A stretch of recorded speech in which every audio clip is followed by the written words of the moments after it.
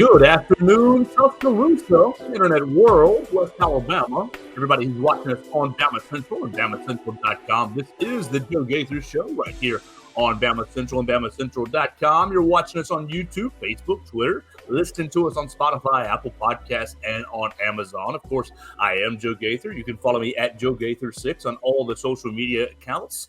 Send me a like, a comment, question, query, most importantly, the complaints right there at all the social media sites right there.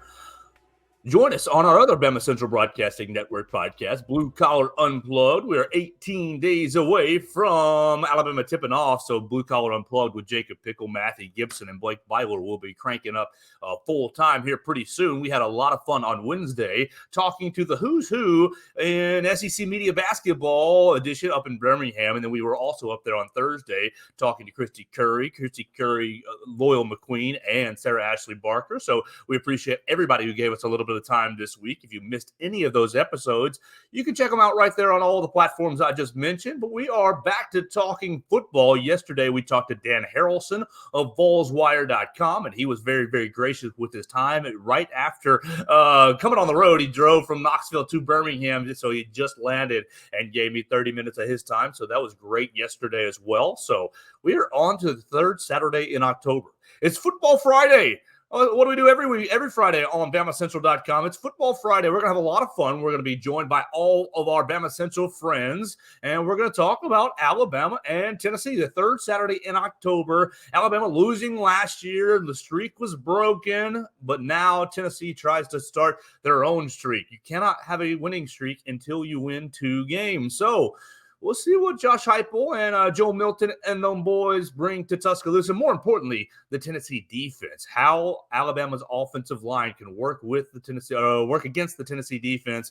Coach Saban very vocal this week about Alabama's performance last week against Arkansas. So let's get the conversation rolling. Let's have a great day with our friends Katie Windham and Wyatt Fulton. We will find our friend Chris Walsh fairly soon. Yeah, let's do it like that. We'll find Chris Walsh fairly soon.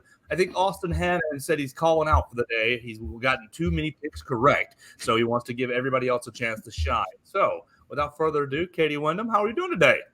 I'm doing good, Joe. I did, when you said, what do we do every Friday? I realized it seems like my Wi-Fi is probably going to have issues again. So everyone just be prepared for me to freeze at some point and have to inevitably switch to my hotspot. So it is A-okay. We appreciate you hanging out with us anyways. And Wyatt Fulton joins us. We haven't seen you in a couple of weeks. How are you, man? How's life been? Life's going good. Everything's going good. I had to take a long step back and reevaluate everything after I just completely whiffed on the Texas pick.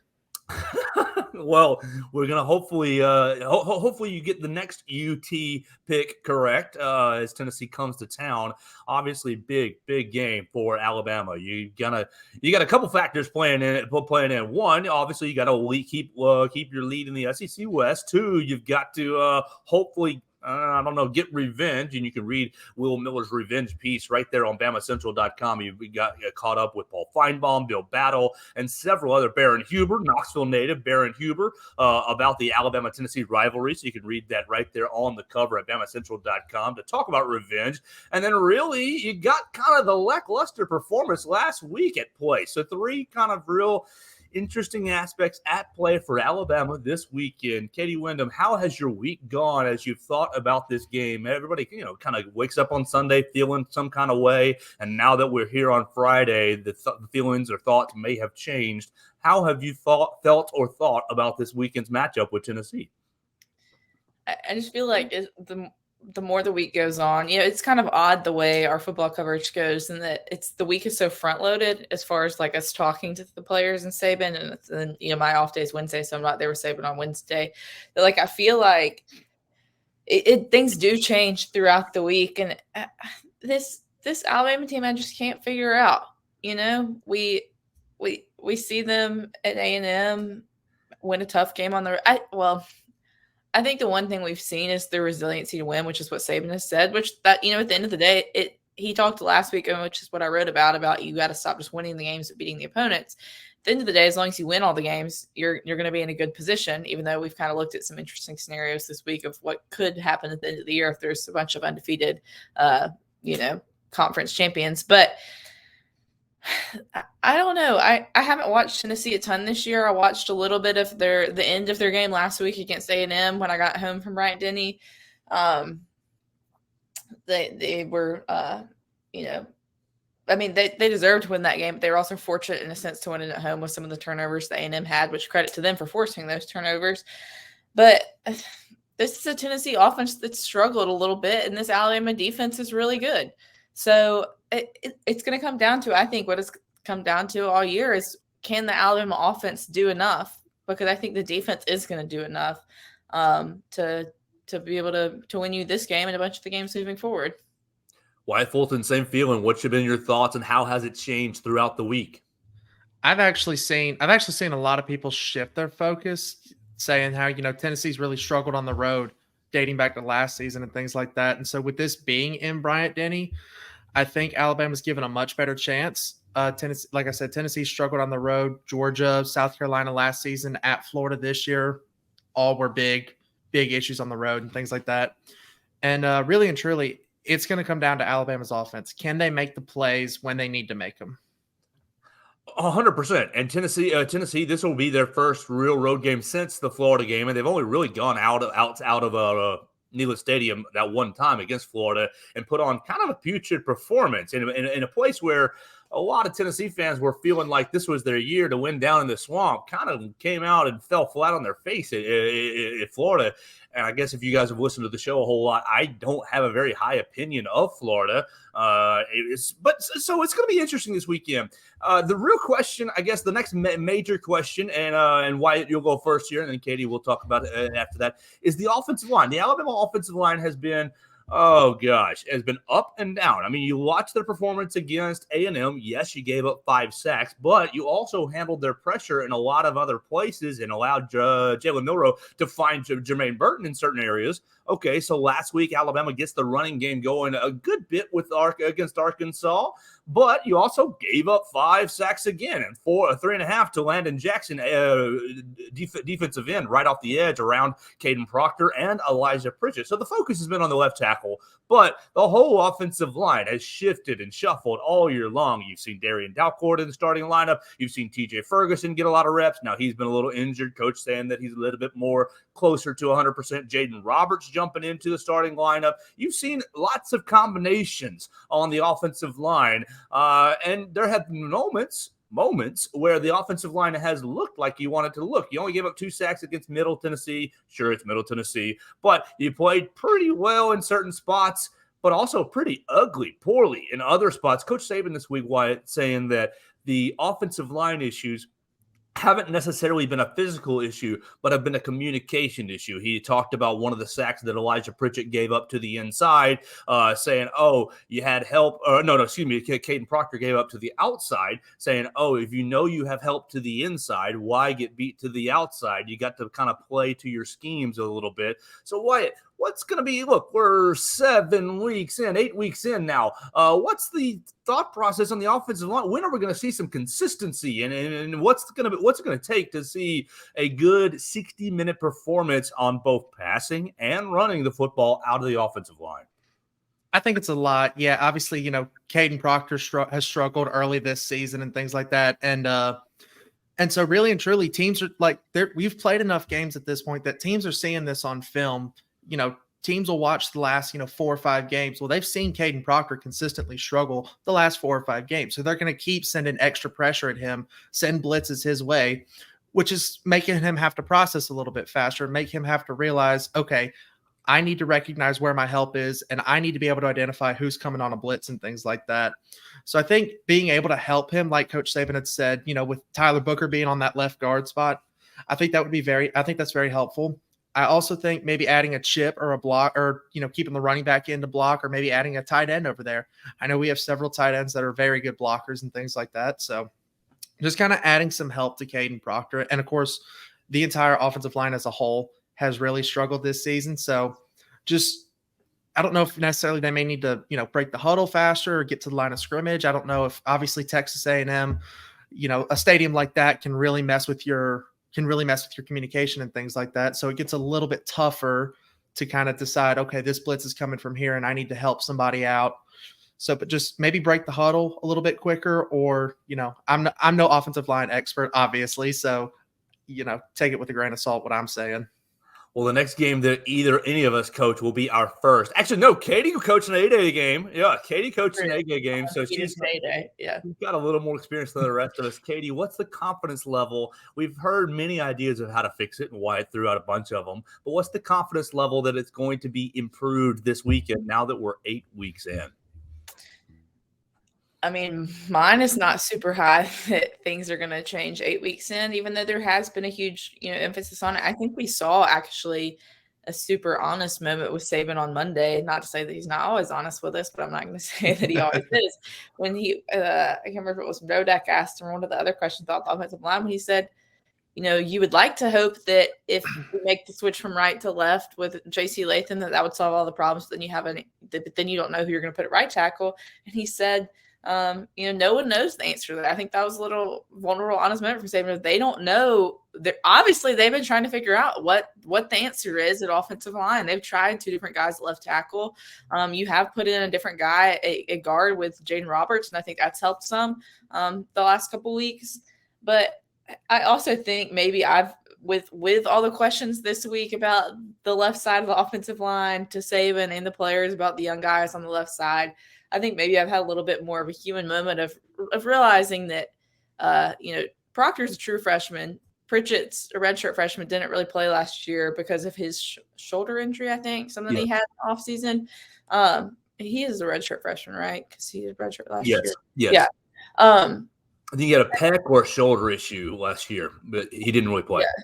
And, there's a reason that, freshmen don't start at left tackle very often. It's a tough position to be thrown into. And so obviously Proctor was very highly rated, was highly sought after. Alabama flipped him from Iowa, and Alabama obviously saw something in him that they had confidence to start him right away. But there is going to be, I think, a learning curve that we've seen through 7 games so far. And I don't know, and what Saban said on Monday too about there having, a commitment to try to have some stability along the line. But then you say that, and then you've been switching, who is left tackle through different series. And so I wonder if that has something to do with it. Because every week I think, I can't remember if it was before A&M. One week, me and Austin did for our Just a Minute, will Alabama give up less sacks? And it's no. The answer is last week against Arkansas. In the back of the press box before the game started, me and Tony Sukalis and Chase Goodbread were sitting at a table. We were talking about the over-under of sacks for that game, total for both teams. I think we said it at either 7.5 or 8.5, and we almost hit that in the first half of the game. And so you just – because I think a lot of times this season, I think maybe – look, the sack number is ugly. The total number is ugly. Saban said, hell yeah, he's concerned about that on Monday. But I think a lot of times this season, you could put the sacks on Milroe too. Last week, it was a lot of just getting beat on the left side of the line, not a lot of time to throw. So I don't think if you look at the number total itself, it's a very ugly number, especially when I was kind of looking at some of the numbers across the country. And a team like Oregon, I think, has given up 4 sacks all year. And it's that's, 1/2 for Alabama. But when you look at sometimes it has been Milroe holding on to the ball for too long or trying to do something he maybe shouldn't or not throwing it away or whatever. But a lot of it has just been guys getting beat. Maybe because there has been so much focus on it, it will be something that they can fix this week. I think maybe if you see 3 sacks or less for Alabama giving up, I think that would be obviously an improvement. Especially, because Tennessee does have a good, defensive front that it's going to be a challenge. But because the thing is, we've seen Alabama give up these sacks to teams that, no disrespect, don't have as good of defensive lines. We saw them give up 5 sacks at USF. Yes. So, Florida, Mississippi State. Yeah, I don't know if this week is necessarily a fair way to assess them because you are going against a talented pass rush against Tennessee, but it'll be a good test maybe to see where they are and if they have improved. And then the good thing is you have after this week the bye to maybe rest up, get recovered, and figure some more things out as you head into the important final month of the season. Coach Saban last night on Hey Coach talking about the offensive line, and Wyatt, you must have been listening to Pee Wee's call because Coach Saban asked Pee Wee what he would do, and Pee Wee said, "Well, I'd chip him with the back, and I'd chip him with the tight end, and that's exactly." And Coach said, "Well, those are good ideas." You had a caller last night say, "Coach, why don't we flip the tackles and the guards?" And Coach was like, "I don't think that's going to work." He said it very respectfully, but it was kind of like, "I don't think you know what you're talking about, buddy."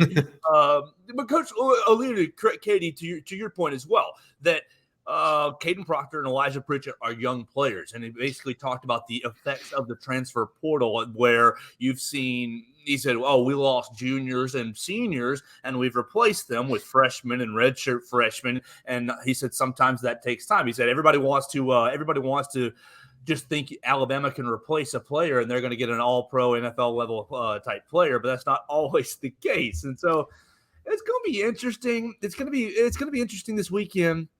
Tennessee, I think, is second in the nation in sacks, and I think a lot of people have made a lot about that number.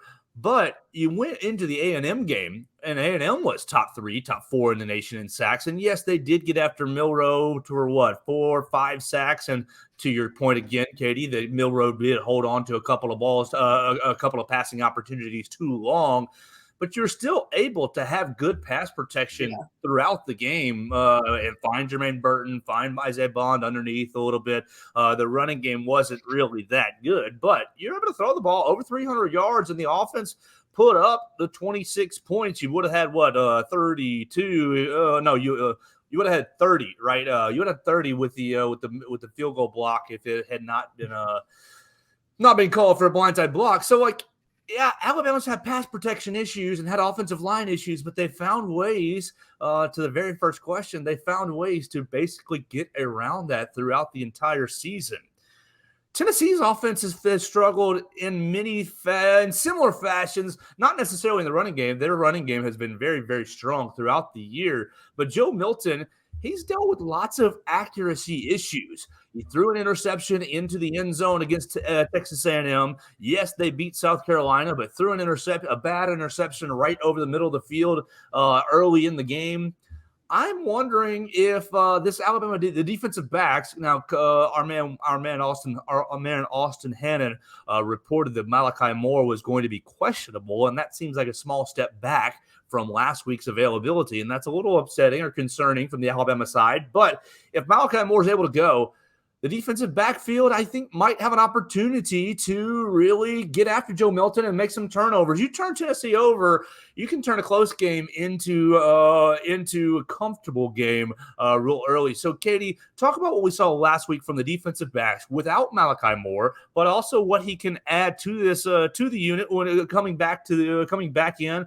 And then, obviously, Tennessee, they've lost Brew McCoy, unfortunate, terrible injury. They've got a good wide receiver in Squirrel White. But really, I favor the Alabama defensive backs in that matchup.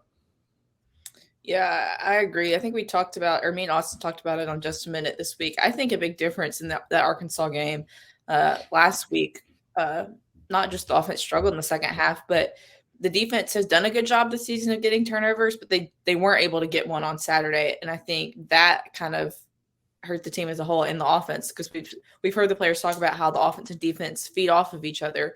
And so when the defense wasn't able to get a turnover and maybe give the offense the ball in better field position or kind of swing the momentum of the game or get the crowd really into it, I think that hurt a little bit. But I can't remember if I heard this on the radio when I was driving back from Bryant-Denny, or if they said it on the broadcast of the Tennessee A&M game, that Joe Milton had one of the longest interception list streaks in the country, and then I think he has 4 in his 3 SEC games right now.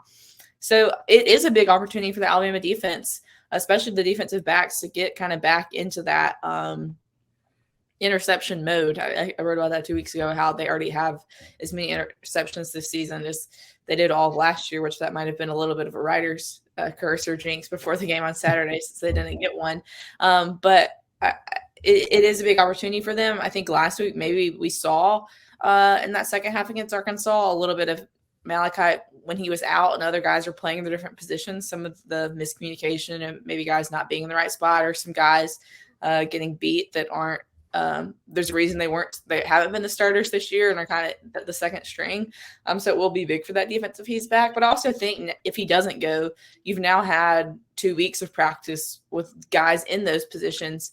And so maybe guys will be a little bit more comfortable. But I agree, especially if, like you said, Tennessee's been a run-heavy team so far this year, that if the Alabama defensive front can stop that run and force Milton to throw, maybe force them into mistakes, if the outside backers can get the pressure they've been getting all year, force them to throw a little early, it would be huge for this game. And like you said, kind of change it from a close game to a more comfortable game if Alabama can force some turnovers on Milton. What's your confidence level that Alabama's defense will be able to slow down and or stop the Tennessee running game? I think Alabama. I'm very confident in Alabama's defense, and I think really and truly because of the lack of a passing game that Tennessee has had, I won't say the lack of the ability Joe Milton's shown to throw the ball, because he can throw some deep balls, but like with the rest of them. But I would say Alabama has a solid chance to leave their corners on islands. Both Kool-Aid McKinstry and Terrion Arnold have both shown that they can, really stand their own in the passing game and things like that, and just apply pressure, load up in the box, and try and slow down this really effective running game.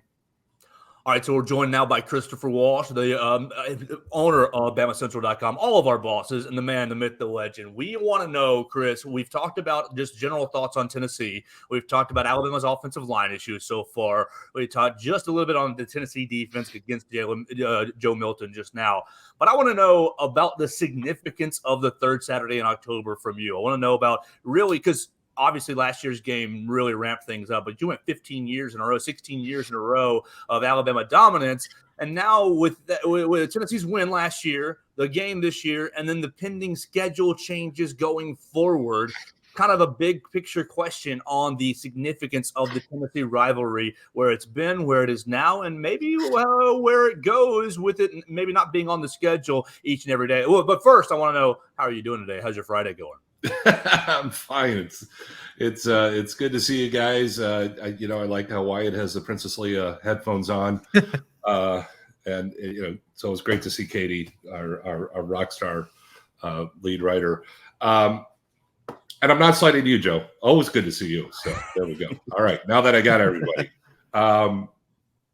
it's funny because I was doing Lars Anderson's show yesterday, and Lars is a friend of ours, obviously, and he was asking me, it was like, when did the third Saturday, in October really when did you kind of realize what a big deal it was? And just off the cuff, I said probably when Roman Harper knocked that ball loose on the guy running in the end zone.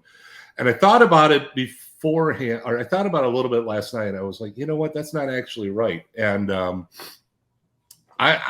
not going to give you a clear answer because I'm going to use it as a tease. I'm going to put it together on what I think the third Saturday really means, what this rivalry really means. We're going to post it Saturday morning, and it's one of those stories. If you know it, it's like, oh yeah, and if you don't know it, you're going to be like, you've got to be kidding me. And here's my hint. I'm going to be looking at your guys' faces because it's like it's going to be a dead giveaway. Bully Vandegraff. Wow, you guys don't know the story. Okay. Yep, well, I'm going to have to read it on BamaCentral.com tomorrow. Bully Vandegraff. Keep going. I don't want that. Not giving it away. It's perfect. That good. All right, perfect. So we're going to look for Bully Vandegraff story tomorrow on BamaCentral.com right there on the cover to get you ready for the ball game tomorrow. Coach Saban talked about it just a little bit yesterday. Jenny Dale kind of teased him into the very first question last night on Hey Coach, what's the revenge factor? All of the players this week have been calling it a personal game. And Coach Saban said, well, I don't know the revenge is a play, but Coach alluded to how meaningful the game was on both sides. And he said, okay, if you look back at, or if you look at both stadiums, Neyland Stadium and Bryant-Denny Stadium, he said both stadiums are named after the men who really ramped up and made this rivalry important. And so I'm really excited about it. Okay, being from right there on the Tennessee-Georgia line in Chattanooga, I have a lot of Tennessee fan friends that I grew up. So it's been important to me just to keep one over on them for a long, long time. Last year, a lot of my friends got it back. And so you've heard for 365 days, oh my gosh, the Tennessee's back, this, that, and the other. Katie, you were up there in Knoxville last year, and you told us the last time you told us about being down at A&M 2 years ago when A&M rushed the field. Were you on the field when everything went down in Knoxville? Obviously, pandemonium from the television screen from right here in my living room, and it looked like a crazy, crazy time. You saw Peyton Manning getting his cigar lit up by Tennessee friends. My friend sent me that photo today. He said, "I hope that Tennessee fan has that framed in his living room." I said, "I'm sure he does." So, what was it like down there on the field? First, Jahmyr Gibbs drops the ball. Oh, Jahmyr Gibbs! If he catches that ball, Alabama's probably kicking a 20-yard field goal to win. All right, so Jahmyr drops the ball. Tennessee goes the other way, 30, 40 yards in about 12 seconds, and then they kick an ugly, ugly field goal, but it doesn't matter, went through the uprights, and the pandemonium started. So with that being the scene set, what was it like down there? Yeah, I was down there. We'd gone down there, me and Joey Blackwell, with a couple minutes to go, and I believe I was standing on the Alabama sideline, and I was about even with where Alabama was on their last drive. So I see Gibbs drop the ball. Then you have the two other incompletions, and then when Reichard misses the field goal, I tell Joey, I just had a feeling. I said we need to start heading towards the tunnel. And so we're standing on this side, and Alabama misses the kick going this way. So then Tennessee gets the ball, and they start driving this way. Me and Joey start going that way, closer and closer to the Alabama tunnel. We're basically, I think maybe, I'm trying to remember if we were underneath or like behind the field goal, or if we were still on the sideline when he kicked it through. I think we were behind it because basically I knew obviously if Tennessee wins, these fans are storming the field. So as soon as he kicks it through, we go into the tunnel a little bit. And it actually has ended up being one of our most popular videos on YouTube ever, of me capturing some of the footage of the Alabama players and coaches kind of going to the locker room, some Tennessee fans trying to head that way and getting clotheslined by Jay Batt. But so we were just kind of down there, and it was you could sense the frustration on the Alabama players. I mean, I could still see the Tennessee fans, but I was kind of staying out of the way because I didn't want to get, jumped on, mauled. Not that like anyone would intentionally do that to me. It's just when you're in the middle of thousands of people get trampled. So I was just trying to stay safe. And then because anytime there's a field storming, if you're not already down there, if you're not already close to the tunnel, it's extremely difficult to get to the post game because there's either security either not letting people on the field anymore. It's just tough to get through the crowds of people. So we were some of the very few people that even made it to the Saban post game. And so probably for the one and only time in my career, I got 2 post game questions for Nick Saban because there were like 3 reporters in there. And so I got the first question too, which is also pretty rare. And I asked him about why they threw it 3 straight times when you had the ball with 40 seconds left or less than a minute and the chance to win the game. But yeah, it was a crazy atmosphere. And I guess when we came back out from the post game, from talking to Saban and the players, because they brought in Bryce Young, they brought in Byron Young, they brought in Henry To'oTo'o, maybe someone else. I guess when we came back out, most of the fans had cleared off the field before we went up to the press box. But yeah, I kind of, after being at A&M the year before, I'd kind of learned to sense when a field storming is coming and knew where to go. Now, LSU, a couple weeks later, since that game was in overtime, I was not down on the field for that one. And so we did have to fight through the crowd to get to the post game, which was a whole ordeal. All right, Wyatt, so I'm going to throw you a controversial question. Be ready. Here we go. Jermaine Burton gets in trouble, gets a lot of social media interaction, gets in trouble for shoving, hitting, pushing, getting or defending himself, whatever your perspective is.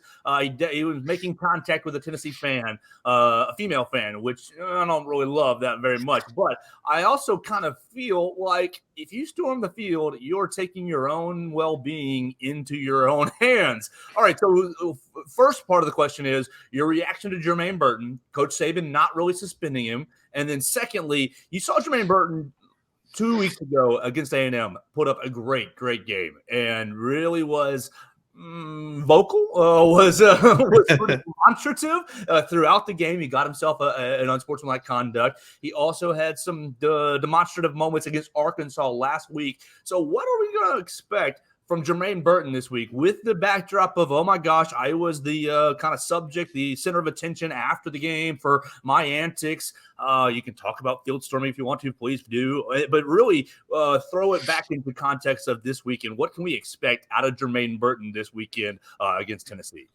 Yeah, to kind of just open up real quick about your point about field storming and things like that. I've never been a part of a field storming. I've seen a field storming. I was in where was it? We lost is the big point there, and this field got stormed, obviously. And so I've seen the pandemonium. I can't imagine, you're a player, you have so many emotions are running high, and now you've got people that are just flying left and right and things like that. You have no idea who's about to step in your way. And really and truly, this is my opinion. Everybody's got opinions, so take it with a grain of salt. But my opinion is, if you step on the field, you might get caught lacking a little bit. You might get caught sleeping here for a second. And so, do I think Burton probably should have swung on her? Obviously not. No, but I mean, his emotions were high, and at that point, he was trying to get off the field safely. And so, should he have been suspended? Maybe. We don't know what his discipline was. He may have, faced discipline after practice or during practice or something like that. Maybe not, in a game situation. And with Texas A&M, I am for one. I like when players talk. I like when players show their attitude and things like that on the field and around the field and things like that. So he's gotten one unsportsmanlike conduct penalty, I think, in his 2 years at Alabama with all the talking and stuff that he does. Only one? That's breaking. That's news to me. Fans wanted another Tony Brown, and now we're mad that we've got another Tony Brown. Like, you can't have your cake and eat it too at this point. So, but I think you will see a good game from Burton. He's on another level right now when it comes to 50-50 passes and things like that right now. So I do think you see a big Jermaine Burton game here.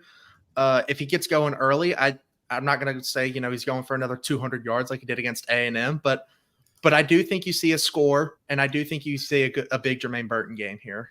Chris, build off that, because you've seen this year, Ole Miss fan jumping into the face of an LSU player on the after field storming and called him some nasty names. But then last week Notre Dame fan runs up on Caleb Williams and says, "Show me your nails now, show me your fingernails now." And Caleb Williams is walking with a security guard who basically protected him in that moment. But what's your opinion of opposing fans rushing the field and really the dangerous situation that becomes?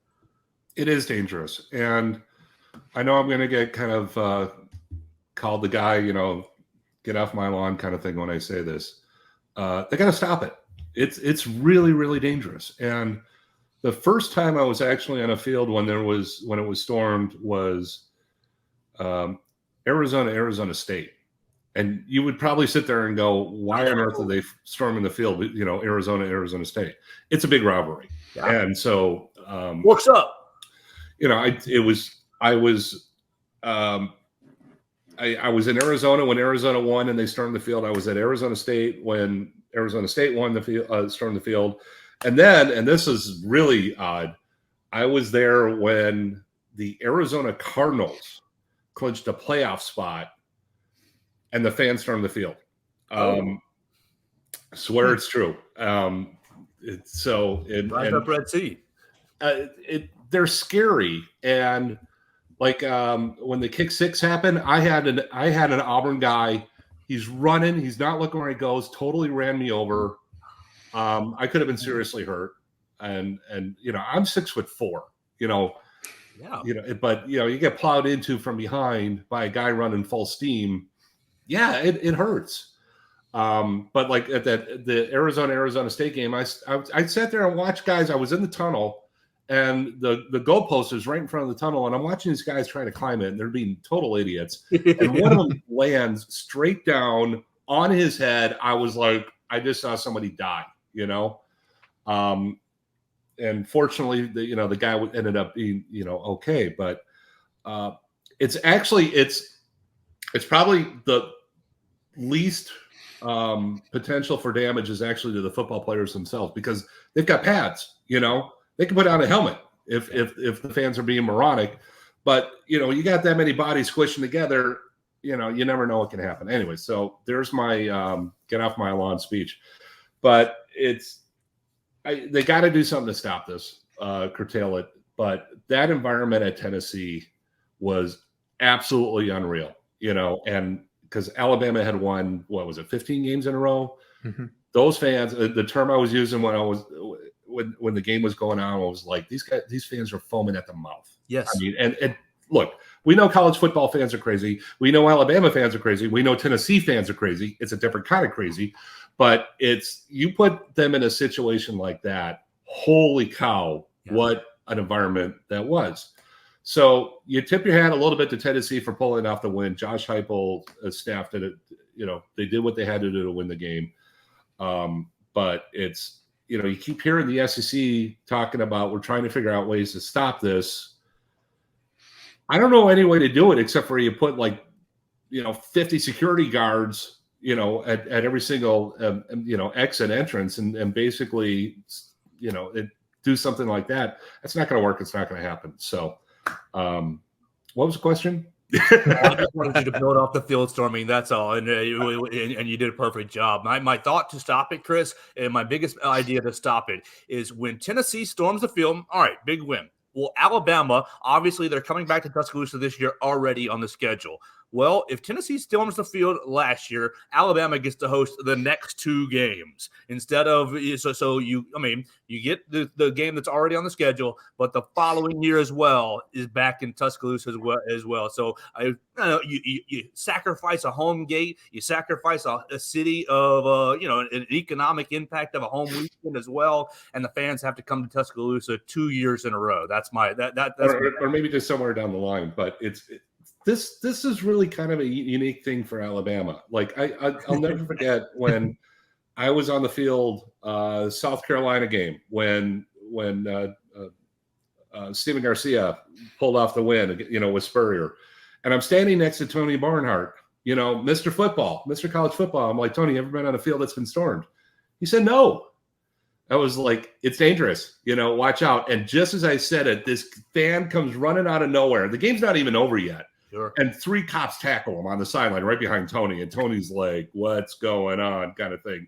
And sure enough, South Carolina pulled off the win and the fans stormed the field. And leaving South Carolina was interesting that night because every single fan, it's one of those places that where the parking area is nowhere near where the stadium is.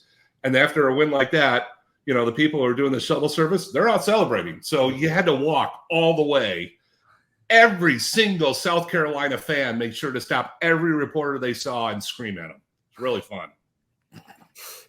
Well, Katie, we're all in context of the third Saturday in October. Alabama is an 9.5 point favorite. We'll do picks here in just a little bit. We're about to be at 45. We'll start doing picks about 45. Okay, so what is our biggest thing that we haven't mentioned so far that you think are the keys to victory for Alabama, or storylines that people need to pay attention to, or anything that you think, okay, this is what I'm looking for in the Bryant-Denny Stadium press box on Saturday?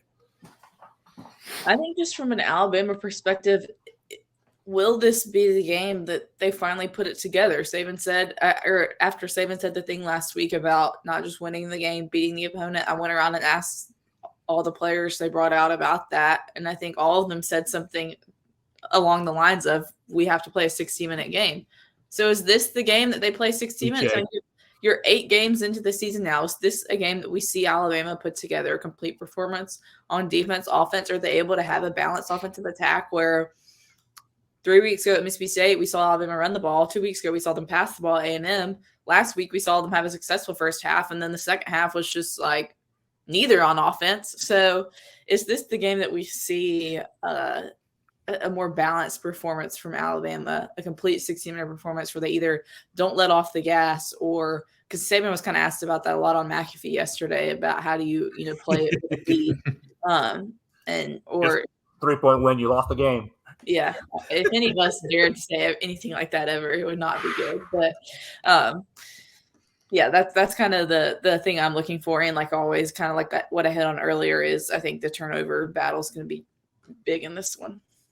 Wyatt, Fulton, what's the biggest aspect that we haven't hit on or something that you're going to be paying attention to for this weekend's game against Tennessee? We talked about the defense, and I think the pass rush and loading the box is going to be important as well. But I really am looking at safety play here. Like we said, Joe Milton's got a huge arm. He and Milroe, I would not be shocked if he and Milroe are just dropping 60-yard bombs all day long. Be a straight-up heart attack, but it wouldn't shock me. So I think safety play is going to be really big. We saw the safety struggle with letting guys behind them in coverage assignments and things like that against Texas at home. So, just seeing that progression and seeing things like that. Obviously, Caleb Downs, true freshman, has, he's had a lot of games now, or he's had a couple games now under his belt to really learn and develop and things like that. Chris Walsh, you missed the earlier part, so it's okay if you double up on something. But what are maybe your 1, 2, 3 biggest keys for this game, the storylines for this ball game? Well, as our outstanding reporters touched on earlier this week, turnovers is going to be huge, obviously. Yeah. And then the other big thing, obviously, is avoiding sacks. With Tennessee's defensive line and the issues that Alabama's been having over and over and over again. I think on paper this game definitely favors the Crimson Tide, but it's just Milroe's got to get comfortable, and he's got to avoid. When he bails, he often bails the same place, and teams are now beginning to scheme for that. So I think it's going to be very interesting to see if Alabama comes out and tries to start pounding the ball right off the bat, or if they're going to wait for a while. But that's in the dynamics of the matchups and so forth. Those are the two things. And so it's cliche. Turnovers and pass rush. We talk about it over and over and over again. But in this case, it's definitely. That's 1-2 to me.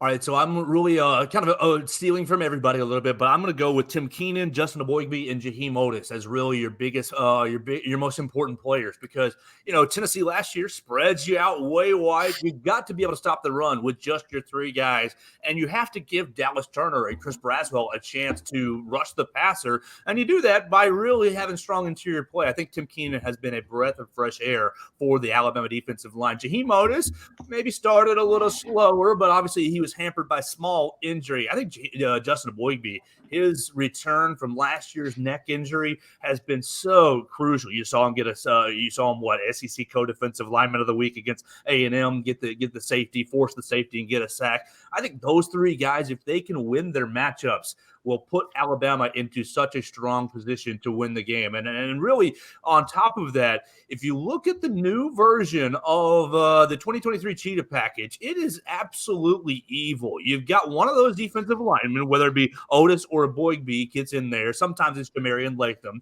You throw out Chris Braswell, Dallas Turner, and Quandarius Robinson as your 3 edge guys. Well, Q will either play on the edge or he'll drop into the middle linebacker. You bring in Deontay Lawson, who's already on the field anyways, but Deontay usually drops into an edge, and they put Caleb Downs as the interior kind of inside linebacker, whole position player.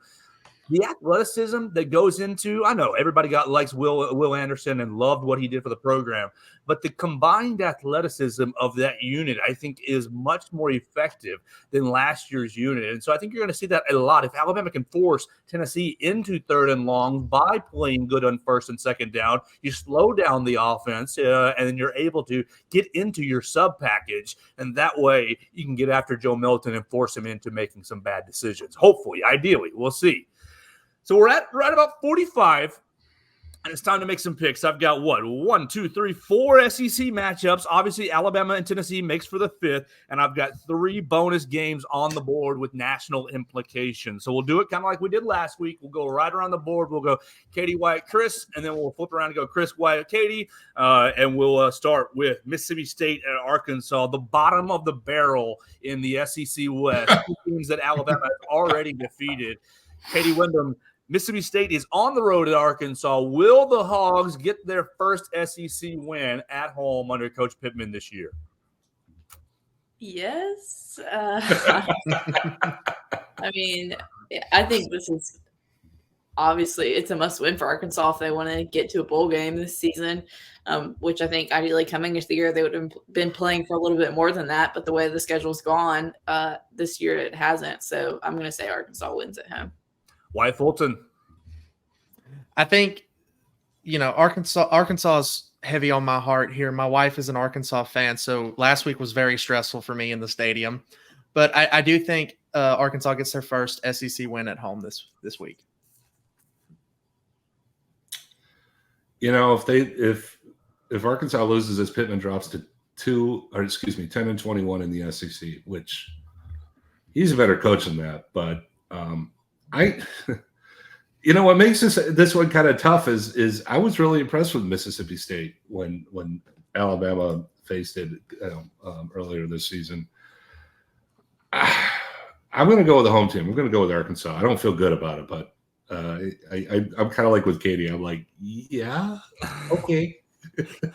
I'll make it 4 for 4, going with the hub. I'm more confident than probably the other three. I think Arkansas, Coach Saban convinced me. I thought he was doing a little coach speak last week. They're better than their record. No, he convinced me, and Arkansas convinced me by playing through the second half, really winning the second half 15-3. I think Arkansas gets their first SEC win this weekend. All right, we're going South Carolina at Missouri. Shane Beamer with his broken foot going to the other Columbia. Chris Walsh, how you feel about South Carolina at Missouri? I like Missouri. Big time. They've got it going. If you watch the game with Kentucky, it was kind of interesting because it was all Kentucky. Arkansas does a fake punt, and it worked beautifully. First pass a guy had ever thrown at the collegiate level, and he hits the guy basically in stride. It's homecoming in Missouri. They've got a lot going. 2 weeks from now, they've got Georgia with a bye in between. So yeah, I'm buying that the Tigers are going to pull this off and keep it going. Wyatt Fulton. I'm drinking the Missouri Kool-Aid. They've got a really good offense, and I really like what Eli Drinkowitz and Brady Cook have been doing over there. And I just think that they've got a little too much. South Carolina not quite living up to expectations this year. Yeah, I picked Mizzou last week. I'm gonna stick with them, especially at home against South Carolina. Trisky. Real quick, and I don't know. I think we're going to find out a lot about SEC coaches with this game because I don't know if you guys saw it. Shane Beamer said that he broke his foot. He was kicking a Gatorade bottle. Okay, if you're Missouri, how many balls do you throw near where he's standing on the sideline? He said he's not taking any pain medication because he doesn't want to call a strange call on 4th down and impact the game. I'm going with Missouri as well. I do not. I don't have a whole lot of respect for Coach Beamer as a head coach. I think he's a good little football coach. I think he's got a good football mind, obviously football pedigree. But the broken foot, the way he talks in the media, he just doesn't seem like he has very good emotional control, and that gets into I think that affects the team.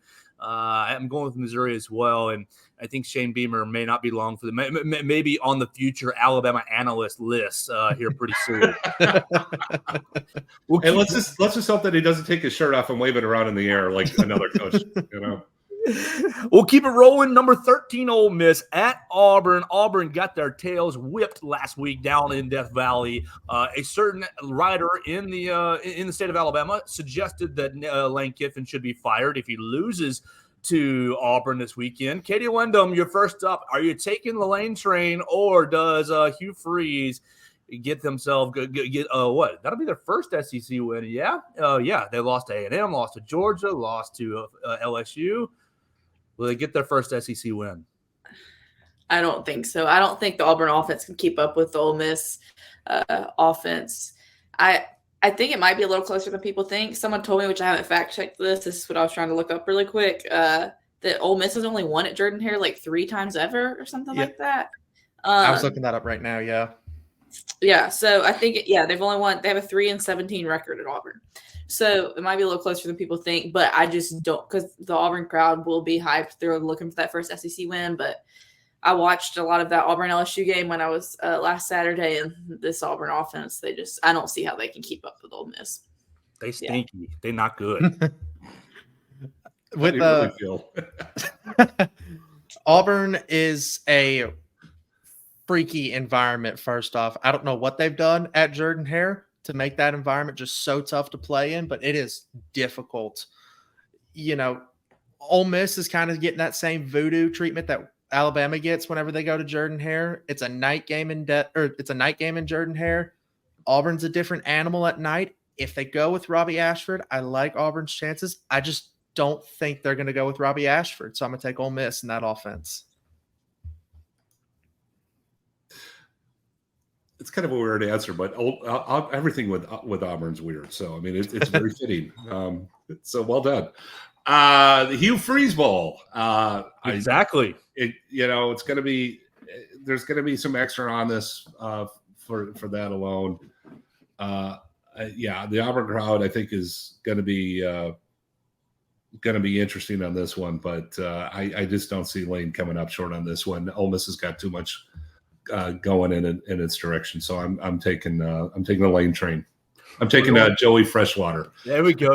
We're going 4 for 4 with Ole Miss. And another just weird aspect is when Auburn was looking for their new coach, Lane Kiffin was at the very top of their list and had a little flirtation. Is he going to leave Ole Miss?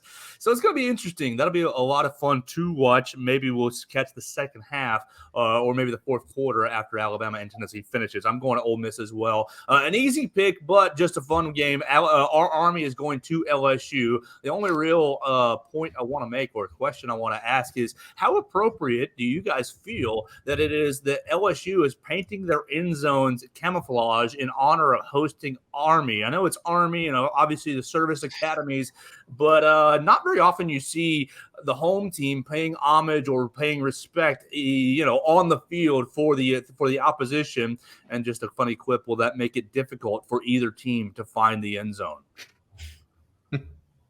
Do you want me to start? Anybody, because I think everybody's taking LSU. Yeah, obviously LSU. I don't know. It's funny because anytime teams wear military appreciation jerseys or, Alabama baseball even wore the camo hats for the last, month or two of last season. People always joke about one team respecting the troops more. I guess it's a nice touch. It would make more sense if it was like, Veterans Day weekend or something like that. But I don't have anything wrong with it. I wish Alabama would schedule the military schools. I really do. I think home and home in the Army and Navy, I think would be wonderful at some point down the line. I've written that before. I maybe some, if I ever, whenever I see our athletic director again, I might mention it, see if and try to gauge his interest. So I love that. LSU was doing this. End zones. Sure, why not? It'll be kind of cool. So they did camouflage, like real camouflage in one, and like the LSU colors camouflage style in another. Although that might be too bright. Never mind. Okay. All right, so let's go to the outside games outside of the SEC before we finish with Alabama and Tennessee. Penn State, number 7 Penn State is going to Ohio State. Both teams undefeated. We'll do Penn State, Ohio State, just so you're ready. Duke at Florida State and Utah at USC. Those will be our 3 outside the box, outside the SEC games. Chris Walsh, we'll start with you. Penn State at Ohio State, big Big Ten matchup. Huge game. Quick answer on this one. I'm not going with Penn State until I see them actually win a really big game like this. So Ohio State's home. I think right now they're the better team. We'll pull it out with a field goal or something like that. Yeah, home game for Ohio State. Both these teams are really good defensively. It's Marvin Harrison Jr. has struggled with drops this season. I think he had 3 last week against Purdue. So not quite the offensive output that you're hoping Ohio State would have, but Penn State doesn't win these big games on the road and things like that. They've only beaten Ohio State, I think, once since like 2015. So I'm going Ohio State here. Yeah, I'm with Chris and Wyatt. It seems like Penn State never step up to the moment in these big games. Admittedly, I don't think I've watched Penn State at all this year. I have watched Ohio State a little bit, but I'm going to go with the Buckeyes at home. OHIO. We'll go 4 for 4, and Ryan Day can talk about Lou Holtz a little bit more.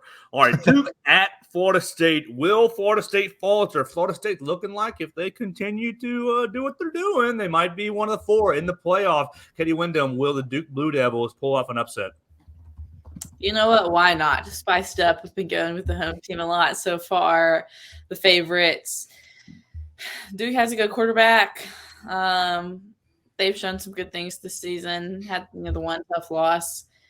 So, am I super confident in this pick? No, but why not? Just switch it up a little bit. I'll go Duke on the road. I'll be controversial here. I'm going to take Florida State. Riley Leonard is still dealing with that high ankle sprain he suffered in Duke's first and as of right now, I believe, only loss of the season. He might return, but the biggest thing for him is going to be is how close is he to 100%. And I think even if he's this questionable to play at this point in the week, he's not going to be anywhere near 100% for the game. I'm taking the Seminoles. I'm taking the Seminoles as well. It's Duke. We'll leave Katie Windham on an island, and I'll take Florida State as well. All right, last outside the box game, Utah, number 14, Utah at USC. Chris Walsh, how are we feeling about that big Pac-12 matchup? I really, really, really want to pick Utah. This by far to me is the toughest pick of the 3. It's I keep looking for USC's defense. That just kind of tells you where we're at there. I think Utah is always more fundamentally sound. I'm wondering if we're going to see Cam Rising maybe as well. So it'll be kind of interesting. I'm going to pick USC, but I don't feel good about it at all. I would definitely take the points in this if I was a betting person.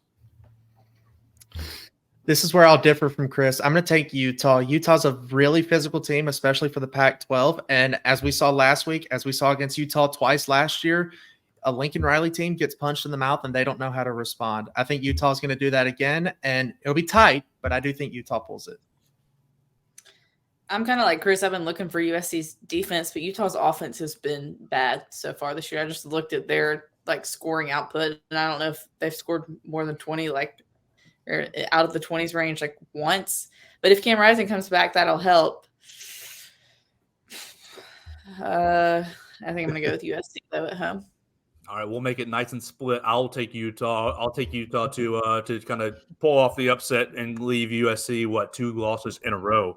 All right, so we're at the business end. Number 11, Alabama is hosting number 17, Tennessee. Alabama, 9.5-point favorite. We'll treat Chris Walsh like the Kirk Herbstreit. No picks for Chris Walsh, but give us your final analysis on Alabama, Tennessee as we wrap up this Football Friday.